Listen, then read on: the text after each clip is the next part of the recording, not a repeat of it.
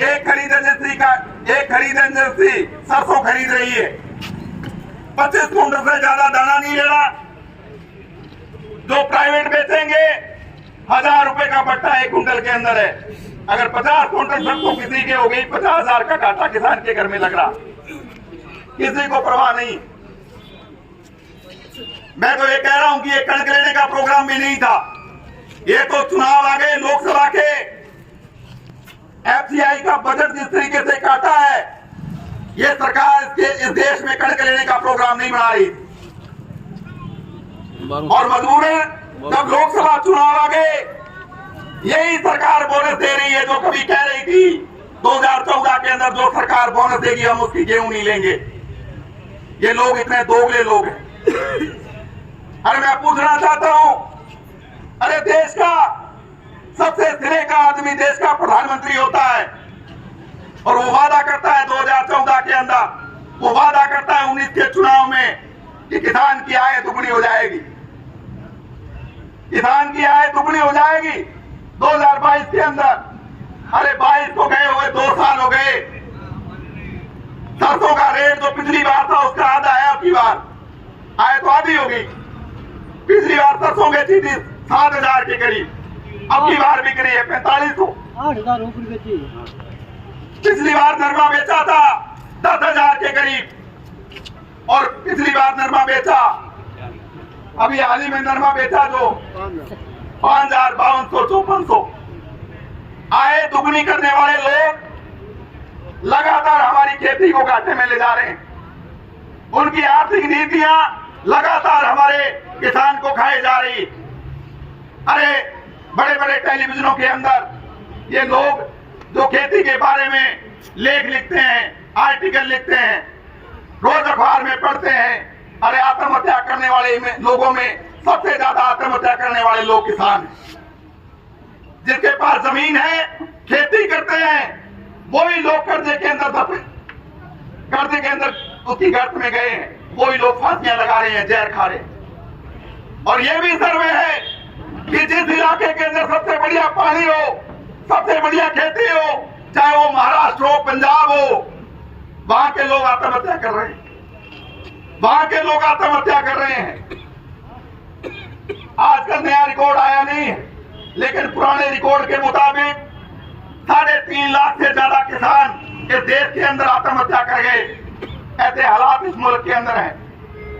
मैं कहना चाहता हूं साथियों, आप जो आए हैं आपका धन्यवाद है, लेकिन अभी बहुत से लोग इस मुहिम के साथ जुड़ने बाकी हैं, क्योंकि ये मुहिम अकेले राम रख सुरजाराम के परिवार की मुहिम नहीं है।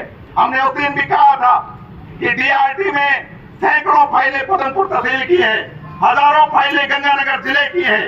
अगर सारी फाइलें धड़ाधड़ उठे फैसले आने शुरू हो गए, किसी किसान के पास जमीन नहीं बचेगी, सारे किसान जमीन से वंचित हो जाएंगे।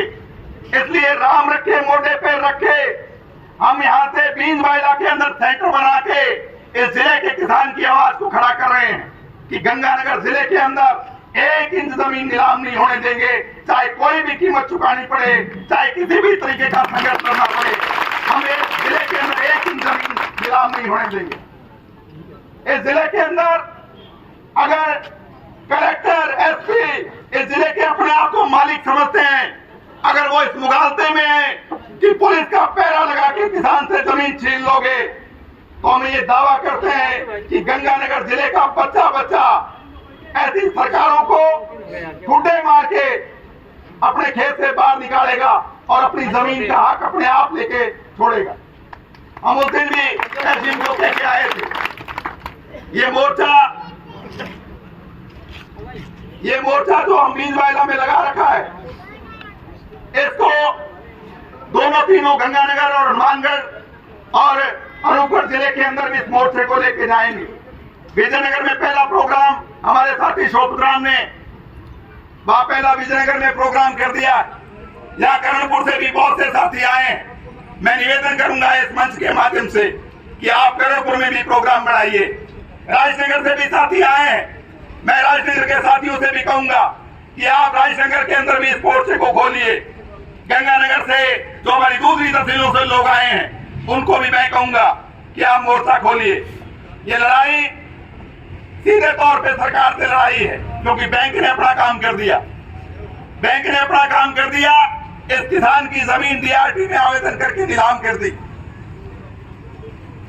और जिस दिन हम वो लेके आए थे बैंक का स्टेटमेंट लेके आए थे, आपको अखबारों के माध्यम से पता लगा भी होगा। अरे 41 लाख रुपए कर्जा था, 18.5 बीघे जमीन इस राम रखे परिवार की चली गई, लेकिन राम रखे सिर पे कर्जा 41 लाख ही बोल रहा है, उसका कर्जा भी नहीं गिरा। 41 लाख रुपए बैंक के अंदर अभी भी कर्जा बोल रहा है, यानी अभी तक कर्जे में भी कटौती नहीं की गई। आज भी राम रख 41 लाख का देनदार है।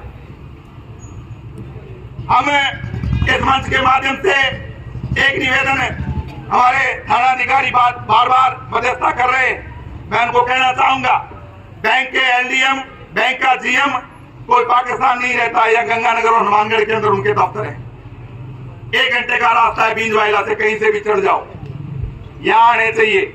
यहाँ के हिसाब करो कि कैसे ब्याज लगाया है, कैसे ब्याज लगाया है, कैसे 7 साल के अंदर 9 लाख से 41 लाख बन गए। हम ये पूछना चाहते हैं, हम पूछना चाहते हैं कि क्या हम 9 लाख जमा करा दें, 7 साल बाद में 41 लाख तुम दोगे, ये बैंक देगा 41 लाख वापिस? ऐसे ब्याज के चुंगल के अंदर जो फंसाया है किसान को, उस बैंक उसका हिसाब करेंगे। और सुना है कि कलेक्टर साहब ने जांच कमेटी बनाई है,